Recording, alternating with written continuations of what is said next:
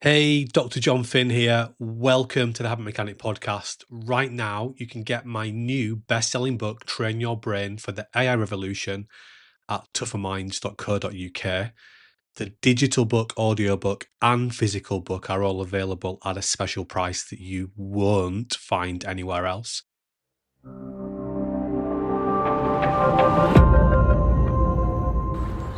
Hi everyone, this is Dr. Jon Finn. Welcome to another Tougher Minds podcast. I'm out walking again and I'm just reflecting on some news stories that I'm hearing about workload, and also lots of personal accounts about workload that I'm coming across on a daily basis in the coaching and the training that we're doing with our clients. The news stories I'm hearing relate to big corporate and some of their junior people reporting that they're being asked to work sort of up to 100 hours per week, and they don't feel that's very healthy for them. And then just in the day-to-day of what we do at Tougher Minds, and we're coaching people and we're training people, a constant narrative I hear is that people are really struggling to draw a line between their home life and also their work life, because when we're working at home, the invisible line has disappeared, and therefore people are finding themselves working longer hours and they don't think that's healthy for them. So I just want to reflect on that and help me to understand how we think about helping people to strike a really good balance between good relaxation time, good recharge time, and how we can use that to actually supercharge our focus work so that we can be really productive. Let's think about the variables that we're working with. Our brain is a limited resource, and that's driving everything that we're doing. And we can think of our brain as a bit like a battery. It only has so much charge each day. So we've got this brain-like battery, and then we've got 24 hours every single day that we've got to use, if you like. And you can think of your battery as having three core charge states. One charge state is what we call the recharge state. And this is when you're sleeping, but you can also do non-sleep recharge, when you're relaxing, when you're switching off, etc. The second charge state is what we call medium charge.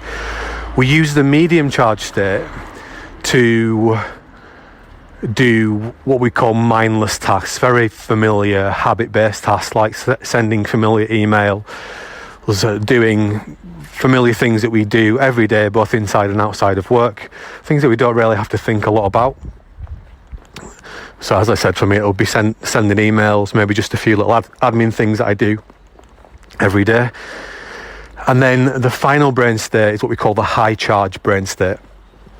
Now, this is the brain state we need to use to do clever work, to do focus work, where we really have to think, where we are doing a task that we haven't done before, or it's quite new to us and it's taking a lot of mental energy.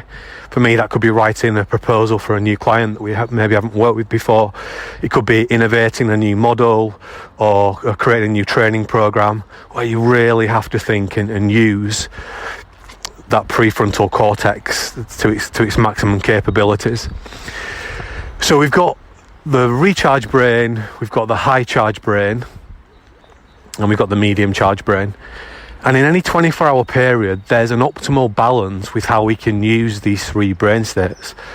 So we could spend all of a 24-hour period in the recharge state, or all of the 24-hour period in the medium charge state, or all of the 24-hour period in the high charge state. That's not what we want to be doing. We want to be getting a balance between all three. And we can, by doing our own personal research and looking at other people's experiences and other sets of data, we can start to understand what is the best balance for us. Now, the data that I've seen, and based on many years of experimenting on this on myself and also helping other people to do it, what I see is that of the three brain states, the one that people need to spend most time in any 24-hour period is the recharge brain state. If our brain doesn't work properly, we are not going to be doing any medium charge work or high charge work very well. So we've got to get the brain recharged. That includes sleep, non-sleep. It could be things like light exercise. It's when you're eating and chilling out, that kind of stuff. And if you think of the recharge brain states as the base of a pyramid, so we're going to spend most of our time in that zone in any 24-hour period out of the 3 brain states. So I would say I need to be in the recharge brain state maybe for 12 hours per day. Includes sleep, non-sleep, the bits of exercise that I'm doing when I'm relaxing and spending time with other people and that kind of thing. That's all designed to recharge my brain. The second most amount of time we're going to spend is in the medium charge brain state. And I see that people can typically spend between 8 to 9 hours in that brain state. And that includes, again, doing admin type jobs at work, but also things outside of work, things that are not that mentally demanding. And then the least amount of time I'm going to spend in any of the brain states is the high charge, because we only have a very limited ability to do the high charge work each day. So pure focus, as we might think of it, is a scarce cognitive resource. We don't have that much of it, and it burns quickly. So we can only do maybe between 3 and 4 hours of really focused, clever, high charge work each day. So it's like a pyramid relationship. At the base of the pyramid, you've got the recharge brain state, and then you build on that. You've got your medium charge is the second most, and the top of the pyramid is the high charge.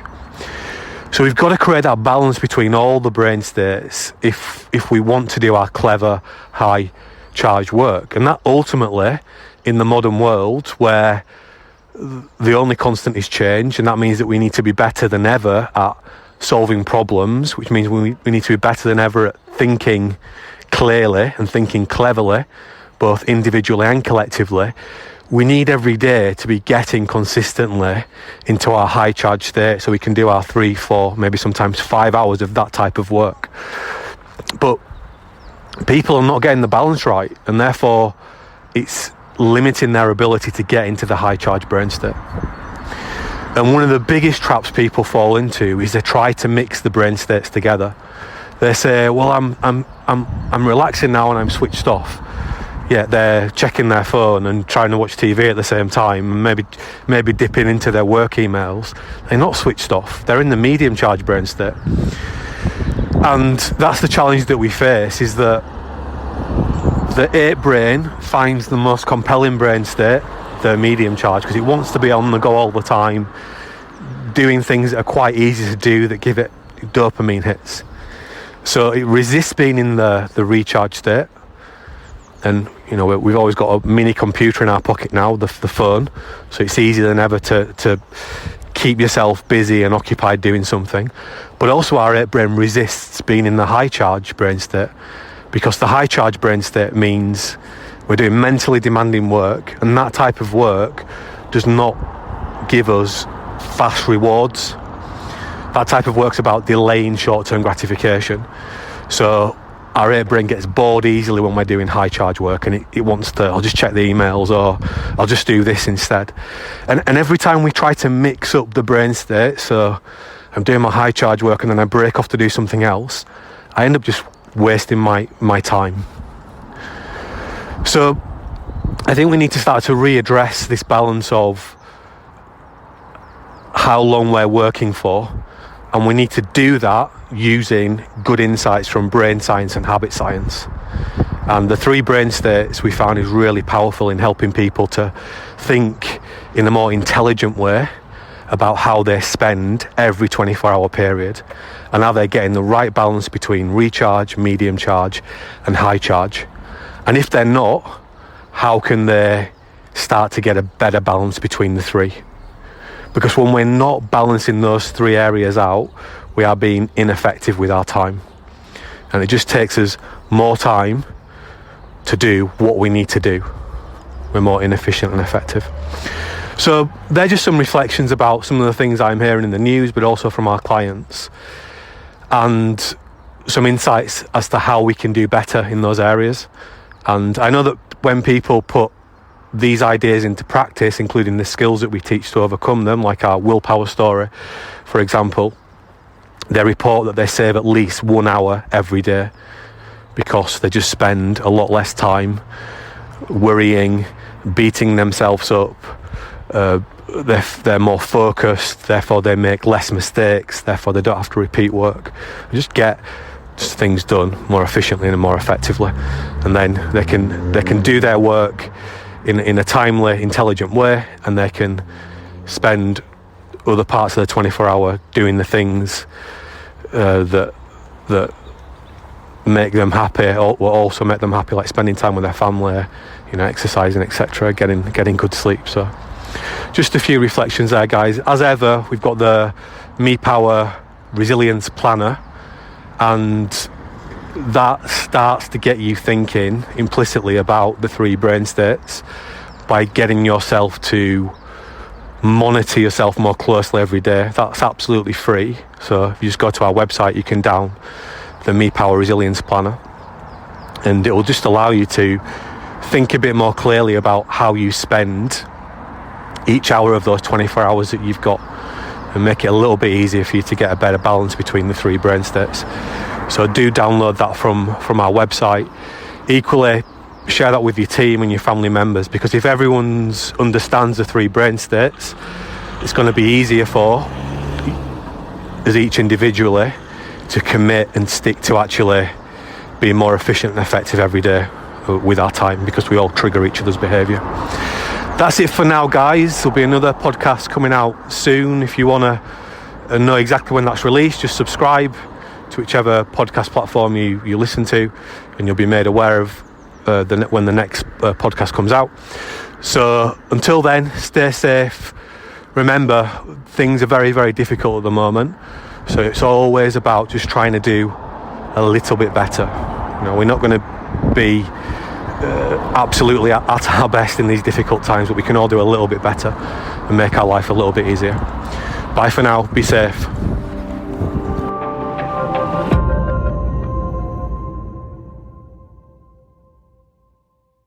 Thanks for listening to the Habit Mechanic podcast. If you liked it, please subscribe and tell someone else about one of the ideas or insights that you found most interesting.